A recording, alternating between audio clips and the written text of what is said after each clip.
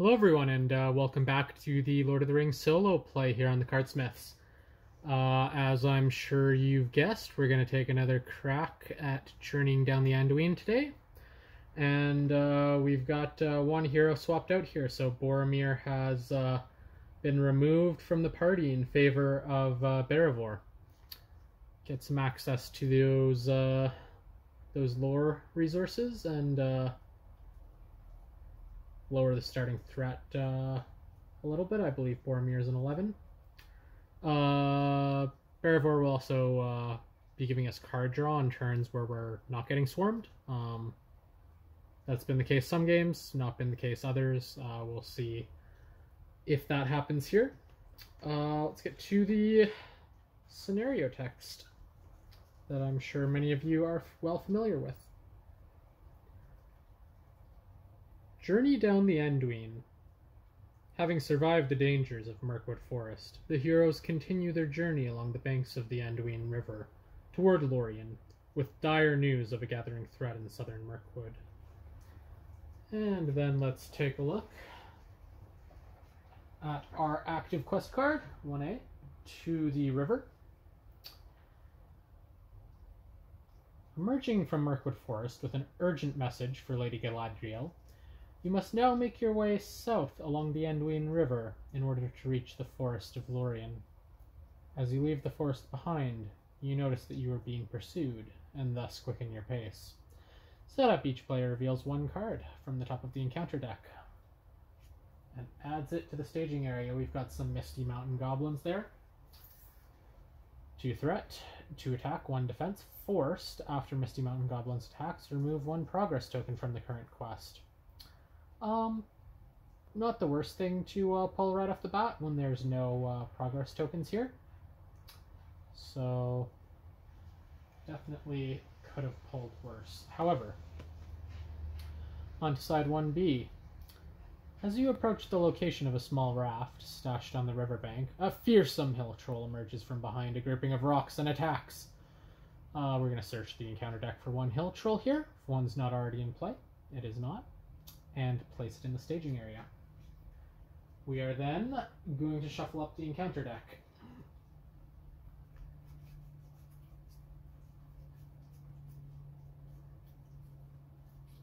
It's not right at the bottom this time.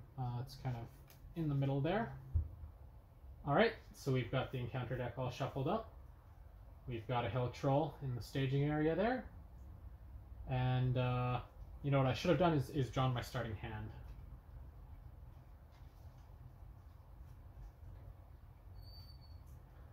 Obviously, having experience in this scenario, we're looking for allies here, cheap allies preferably. We've got to have some people to throw in front of that hill troll when it attacks. We've also got to get some guys down to have a chance of cracking through the hill troll. These heroes here are actually even less, well, I shouldn't say even less, less martially inclined than last time. We've swapped Boromir out. Barivor is a little bit better at questing. I already mentioned her card draw, but she's just not as good martially. So we've got Hamma in hand. He's going to be really good. We've also got Elra here. He's not going to be so good until we have Eladan as well. He's not in our hand. And then we've got some Ents. We've got a Booming Ent. We've got 2 copies of Quick Beam. And we've got the Galahadrim's Greetings. I like this. We're going to get 2 Ents out, hopefully, by the time the dial reaches 30. So I'm going to keep this. We're also, if we can pull off some trick, we might get Hamma into play. And he's actually going to be able to block at least 1 round of that hill troll's attack, so that's nice to see.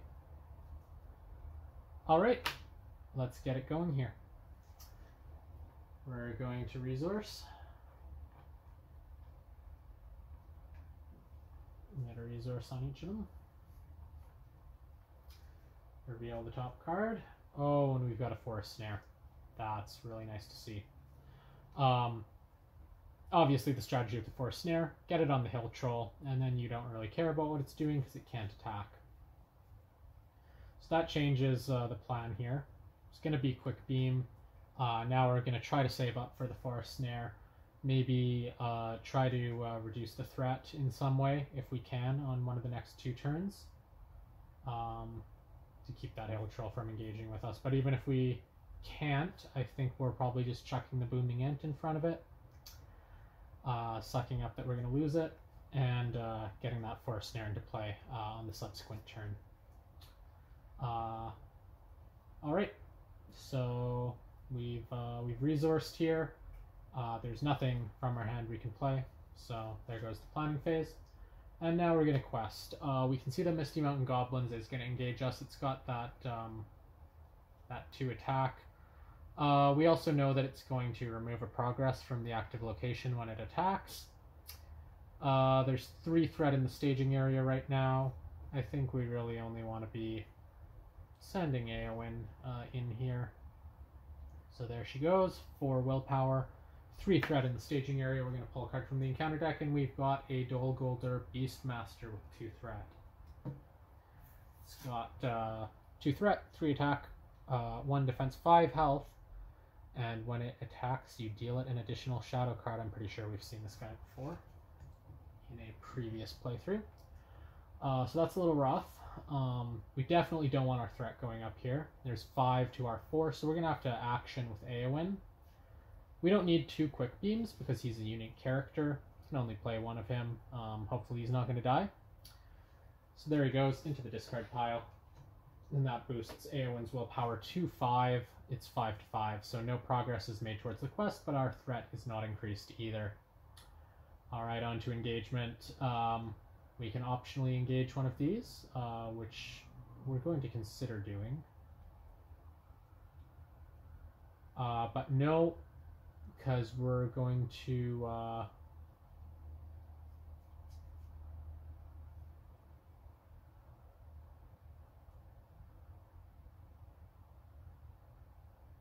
we're just going to have to take that Misty Mountain Goblin, defend it with Barivore, because it's got an attack of 2. I don't want to be taking damage at this stage. That leaves Legolas 3. It's got 1 defense, so we're going to put 2 damage on it. It does have 3 health, so it's going to stick around next turn. So we don't want to bring in the Beastmaster because we just don't. We're not able to deal with it right now. So we're going to pass the optional engagement, and only the Misty Mountain Goblins are going to engage with us. Deal them a shadow card. They exhaust to attack us. Barivore will defend. See what we've got here. And there's no shadow text. It's another Dol Guldur Beastmaster. Nice to see this guy headed to the discard pile at the end of the combat. So it does 2 attack. When it attacks, you remove progress from the active location. We've got none on it. Barivore is defended the 2 attack, and now we're going to attack with Legolas. Deals 3 damage. It's got 1 defense. There's no way to boost this for us, unfortunately, so there we go, 2 damage on him. And the combat phase ends. We get rid of that shadow card. Alright, we're headed to the refresh phase then. Everyone's going to refresh. And our dial is going to go from 28 to 29. Alright, let's resource up.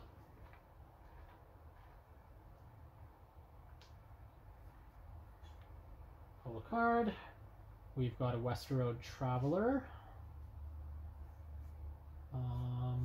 Probably not going to play that. Well, here's the thing. My original plan was Hammer, because he can defend that troll, but if we can throw a Forest Snare on the troll, that has some level of appeal. We'll be able to do that next turn.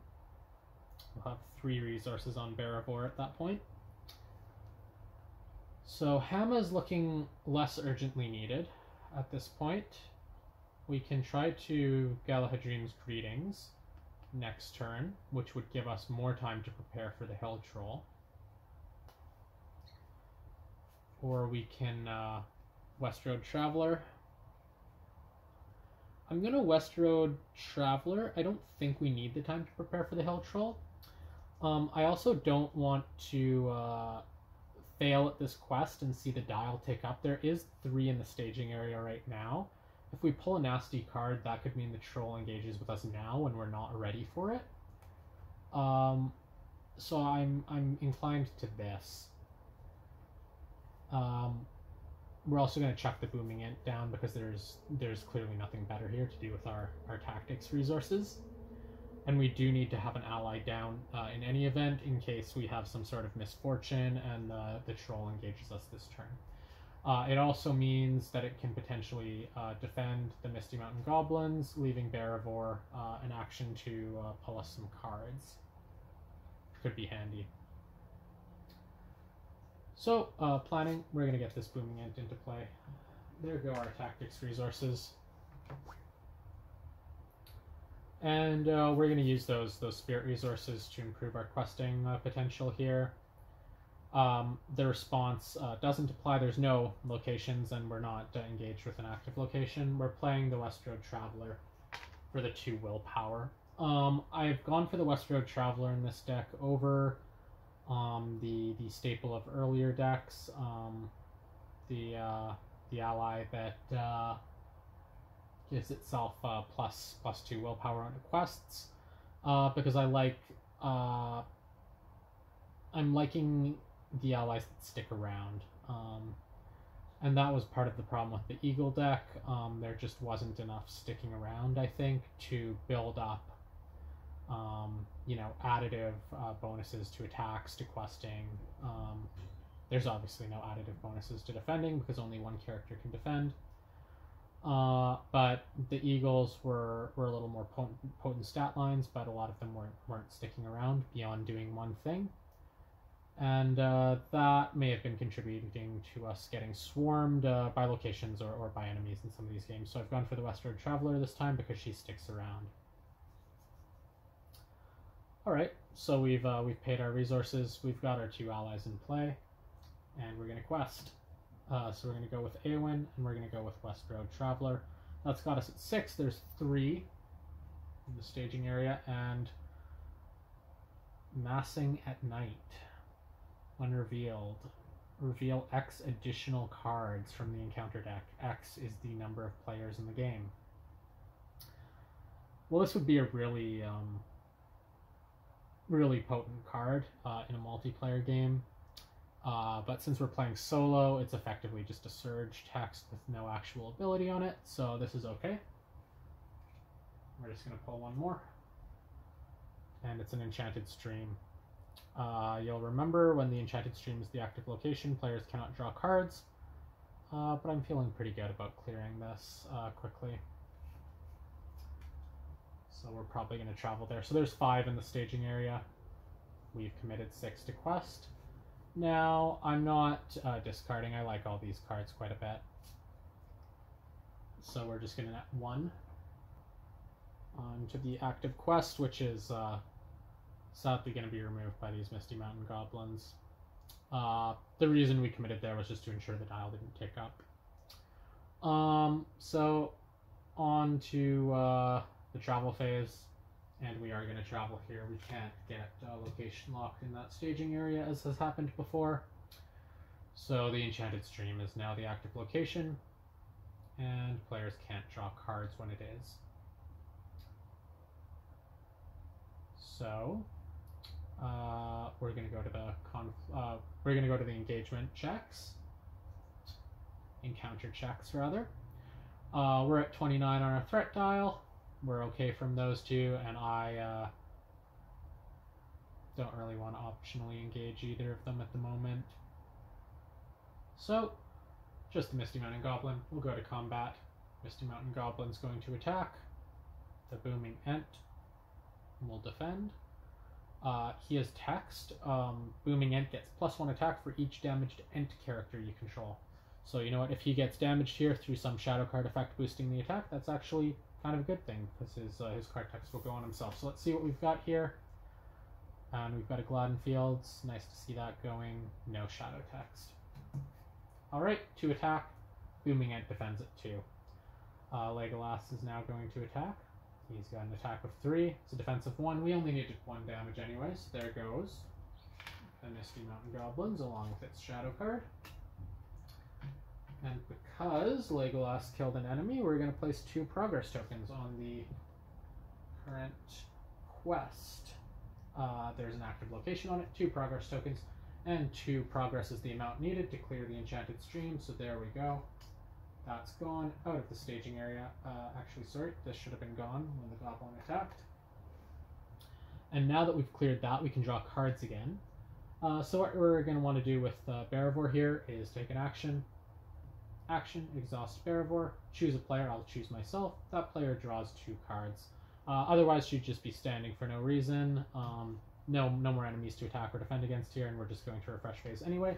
So we're going to take those 2 cards and increase our options. So we've got the Fall of Gil-galad, we've got Will of the West. Nice to see both of these actually, because Eowyn's going to only have the 1 spirit resource on her next turn, so we'll have some options. Will of the West, not going to do much, only quick beams in there. But we're going to hang on to it. Could be good later. Fall of Gil-galad. None of the heroes are imminently going to die, but it's nice to have this around, especially when there's cards like that troll that deals 6 damage. We've seen heroes go from it in past unsuccessful games. Okay, on to the refresh phase. Gonna refresh all of our cards, and we're gonna take the dial 230. There we go. All right, and we'll resource, meaning we can play our trap on the troll when it comes to engage us.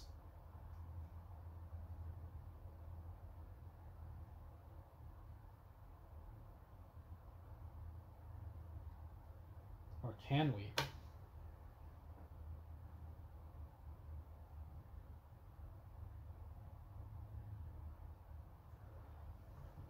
So actually, I was mistaken with my plan here. The planning phase is the only point where you can play allies and attachments, and the force snare text says attached to an enemy engaged with a player. So the hill troll is going to get 1 attack off against us before we can play this. So that's unfortunate. That said, I think we're just going to have to take it on the Booming Ant. It'll be sad to see him go. But we can't be going on the West Road Traveler and having the dial go up 6 rather. So, you hate to see that, but it is what it is. Okay. Can't use Barivor's resources because she's got to play the Force Snare next turn. And nothing to play with the other 2. We could chuck the Fall of Gil-galad on someone, but that seems pointless. So better to save up for a future turn. Alright, we're going to quest. We're going to quest with Eowyn. We're going to quest with West Road Traveler. Try to make some progress here now that the Misty Mountain Goblins are gone. We're at 6. There's 3 in the staging area, and we're going to pull a card. Oh no, we've got the wargs. The bane of our past losses, at least some of them. So that's 2 threat there, but we are actually beating it. It's just a question of if we want to win by 1 or 2. And you know what? The Will of the West is looking pretty good to check here. There's 1 card in my discard pile. We're not going to be using this anytime soon. So I'm going to chuck this, boost Eowyn's willpower to 5. We're at 7. There's 5 in the staging area, so we're going to get 2 on the active quest. Making a little bit of progress there finally. Alright, travel. Nowhere to travel to. And here we go, engagement checks. The wargs engage and the hill troll engages. So we're going to take some pain this turn. Deal them their shadow cards, 1 for the warg, 1 for the hill troll. So let's go with the warg first to see what's going on here. the warg attacks, Barivore defends. She's going to be taking 1 damage at present. And we pulled a non-shadow card. It's another Gladden Fields. Pretty annoying to see the warg go out of reach, but you know, nothing we can do about that, really. So, deals 1 damage to Barivore, and flees to the staging area. Alright, time for the Hill Troll to go. If we defend with Legolas here, he dies, so Booming Ant.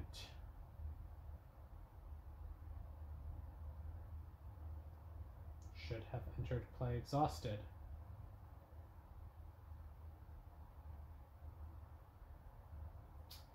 So that's a blunder. I couldn't actually defend.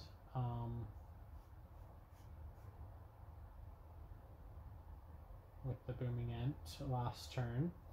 It's fine. Barivore has the same defense value, just means she defended that attack. We then don't get those 2 cards, which were the Fall of Gilgalad and the Will of the West.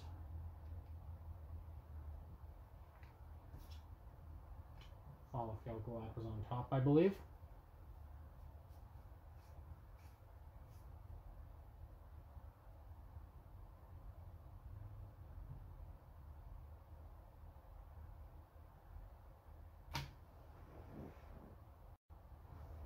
All right.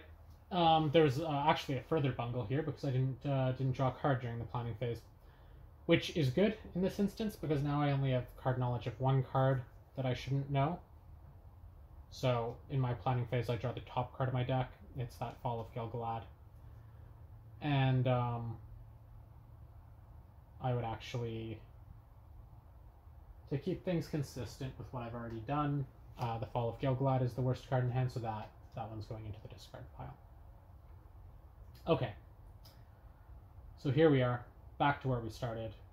Booming Ant entered play exhausted, but did have the chance to ready now. So, it's ready to defend, and that's exactly what it's going to have to do against this Hill Troll.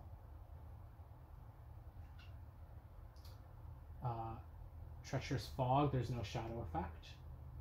But this nasty Hill Troll, he's got an attack of 6. And Booming Ant has a defense of 2.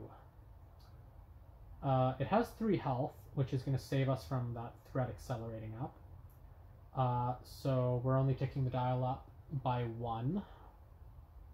The excess damage turning into threat. And there goes our Booming Ant.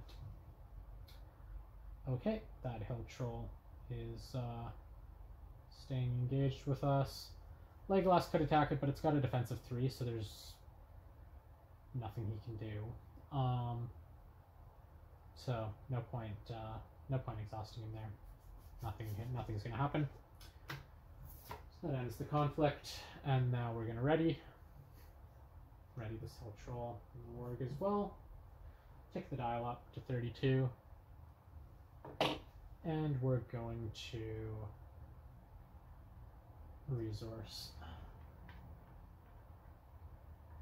So here we go. We're going to pull Will of the West here, and now we're going to be back to having no knowledge of what's coming, which is good. And here we go into the planning phase. So we're going to force snare this Hill Troll. He can't attack us now, so that's good. And that leaves us with 1 lore resource. Nothing we can do with that at present. Nothing we can do with our spirit or tactics resources either, just based on what's in our hand. But I do want to maybe get some allies down here or something, so it may be worth kneeling Barivore.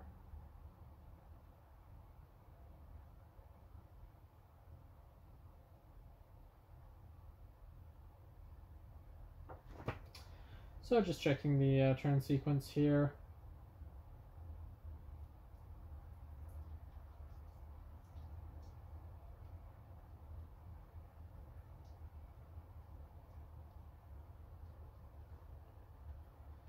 And unfortunately, there's not a clear description of the action brackets. I know the action brackets in the flowchart are not correct.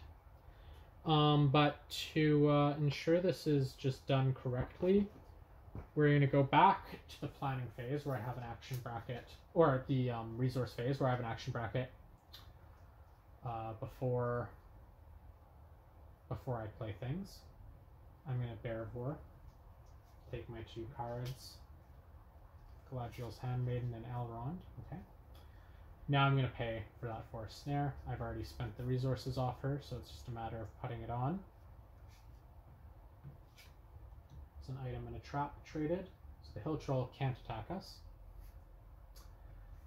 And now I have 2 extra cards, and that Handmaiden may be worth putting into play, just to help with the questing. Our alternative is saving for Hamma, who is also a good card, or saving for Elrahir, who's not looking like he'll be a great card because we still don't have Aladan.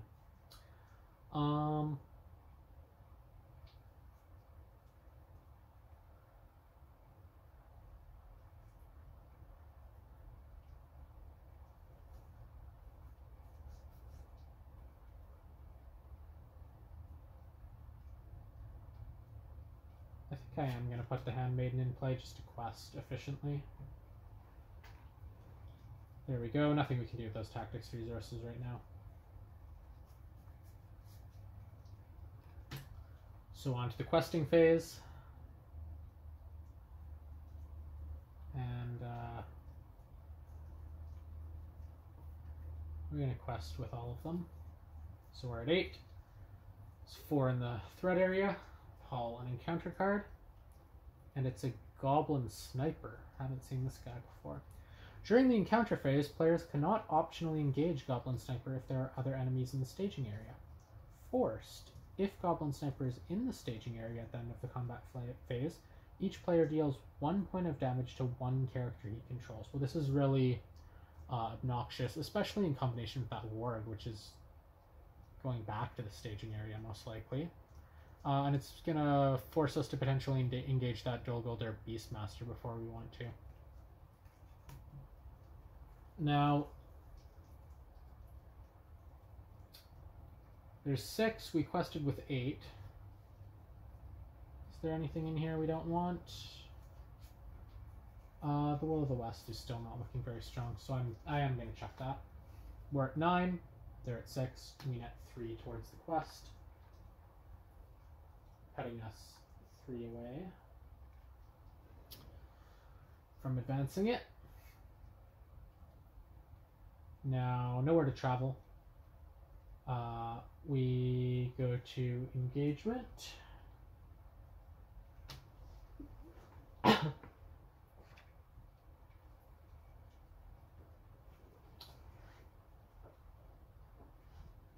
Do I want to engage one of these? So the Warg is going to go in. We only have Legolas standing. The Hill Troll can't attack us. But the Warg's probably going to be dealing... Well, Legolas might be defending that Warg, actually. So no, the answer is we just don't have the cards down to deal with more things, so we're not going to optionally engage. Our threat dial is at 32, so it's only the Warg that comes in. Deal shadow cards to both enemies in the staging area. This one's just going to get discarded because the Hill Troll can't attack. The Warg is going to attack.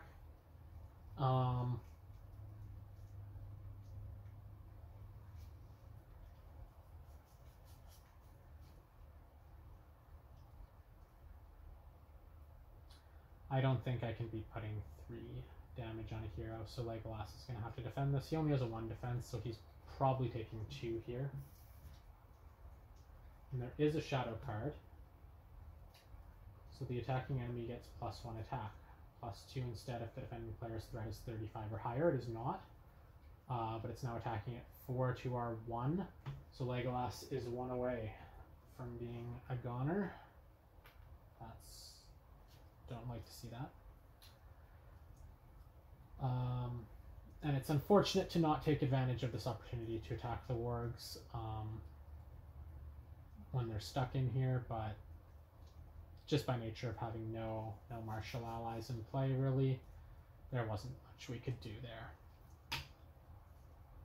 Okay, so that concludes the combat. The Evil Storm, that's nice to see, going into the discard. And we're gonna ready everyone.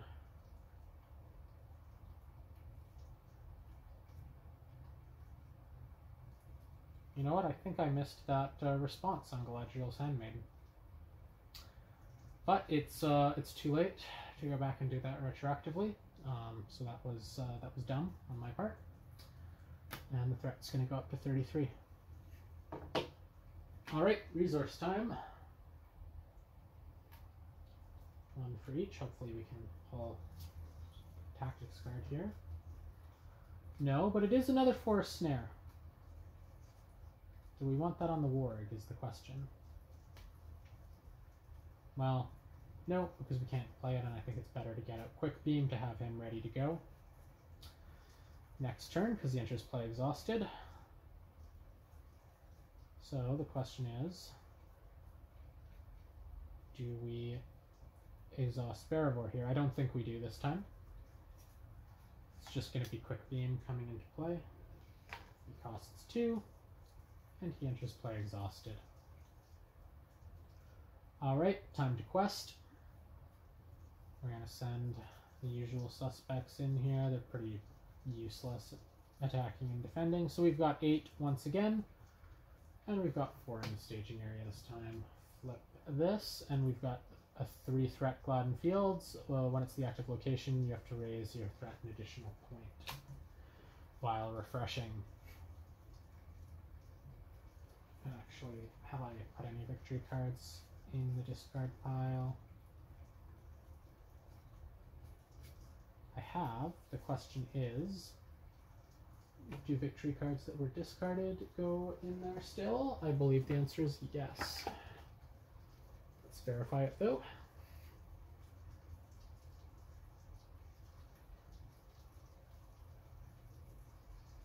Next concepts. No, you have to defeat it, and then it is set aside. So discarding it does not defeat it, obviously. So we've been playing correctly here. So 7th threat in the staging area, 8th threat questing. Do we want to discard? I don't think so. All of this is looking pretty useful. So just 1 progress towards the quest. 2 away now. Legolas just has to kill something. Hopefully you can stick around long enough to do so. Alright, travel. Now this is interesting. Because we're not going to be able to clear the Gladden Fields, and our threat would go up to 35. That's when a lot of the negative effects start going off.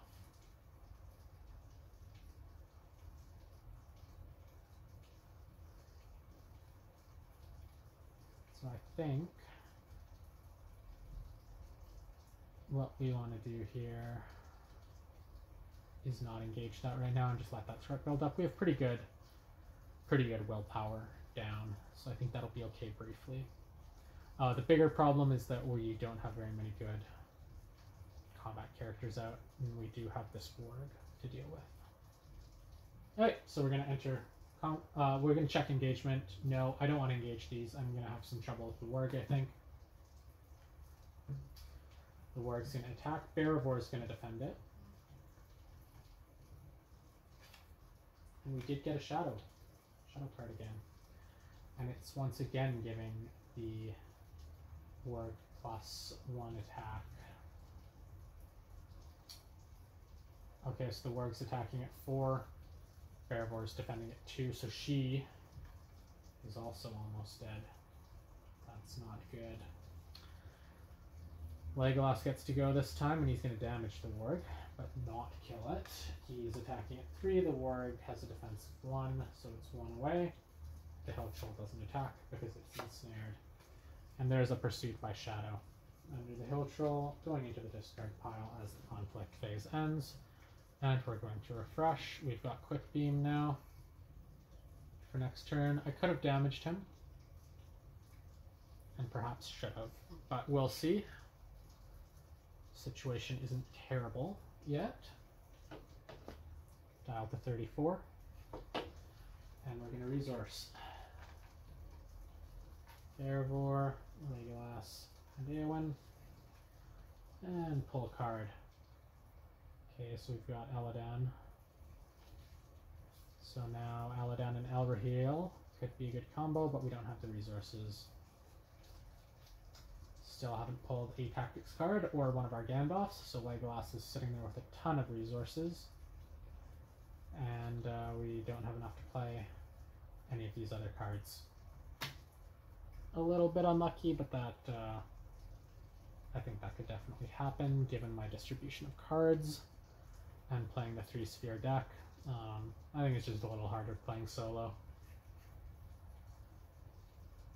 Alright, so 7th thread in the staging area. We definitely have to be questing at 8 here now. Can't be questing with Quick Beam though, we're going to need him most likely. So 8 to 7, and we pulled, well, that's a nice one to pull. Or it's not, because it has Surge. It's got 1 threat on it. So we're at 8 to 8, and we're pulling again.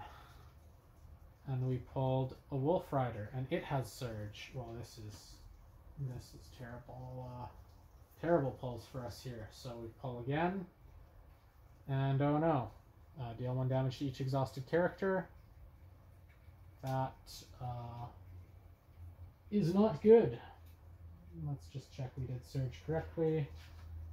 I'm feeling pretty confident I did, but this is devastating for us, so let's check it's right. Yeah, we did that correctly.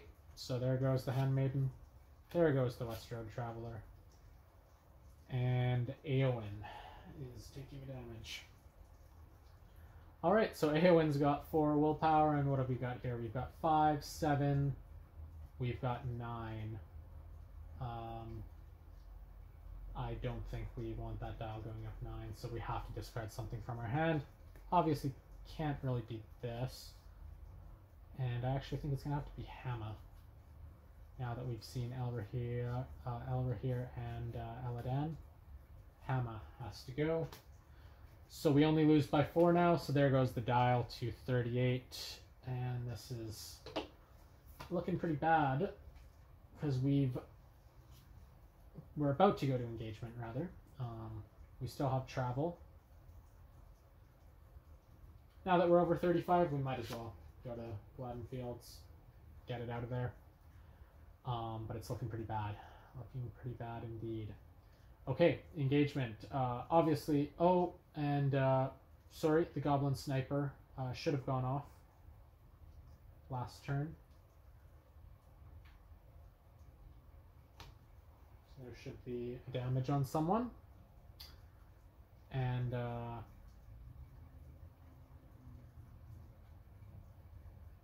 if I'm being honest, I think it would have gone on Quick Beam.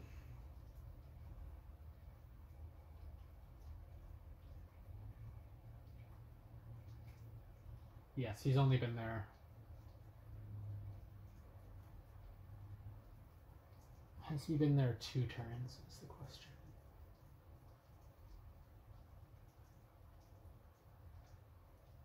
I think he has. I think the Gladden Fields was last turn.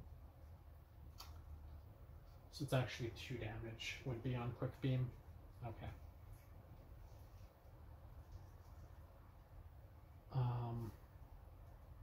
Alright. Fixed that. I clearly can't optionally engage him. I just don't have the defenders to pull that off. Let these engage with me. And it's looking pretty not good. Okay. Shadow card to all of them.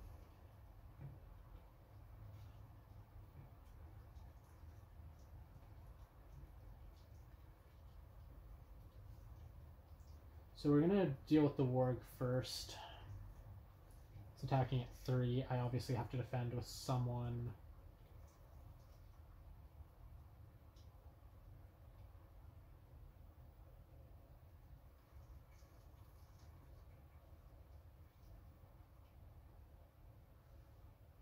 No, we're not going to do that first because I think it's killing someone. Let's do the Eastern Crows. It's only got an attack of 1. I think I can let that go through unopposed and put the damage on AON. Yeah, there's no shadow effect there. It's a Necromancer's Pass. 1 damage goes through. I assign it to Anduin. She's the only one who can take it, and this is looking really bad now. Helltroll should actually have a shadow card. Don't know what happened there. Yeah, so no matter... So Quick Beam's obviously going to go, but then there's 2 more attacks, so I think pretty much everyone's dead here. I think everyone's dead here, because then the Goblin Sniper goes. Oh boy. Nothing we can do about that. Okay, let's just go with the warg.